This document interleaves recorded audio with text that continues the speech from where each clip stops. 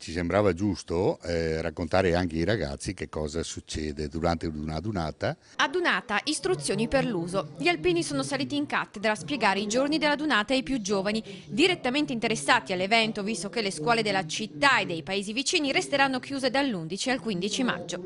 Ma anche un'occasione per immergersi nei racconti veri della Grande Guerra, delle battaglie combattute sulla linea del Piave 100 anni dopo. E anche per fargli capire che quello che si racconta sui libri di storia non è un racconto sceneggiato tipo televisivo, ma è reale e noi siamo in una terra che ha vissuto realmente tutto quel periodo di guerra e belligeranza. Tra gli appuntamenti da annotare nei giorni della Dunata c'è quello musicale. Tantissimi concerti in programma in tutta la provincia, in oratori, chiese, centri sociali e auditorium. Al termine di questi concerti c'è l'iniziativa Note di Notte, che vedrà questi cori che si esibiranno anche nella città, al di fuori degli ambienti, diciamo. Pronto anche un cofanetto contenente 2 CD con il repertorio degli alpini e già scelto il componimento vincente del concorso, una canzone per la Dunata.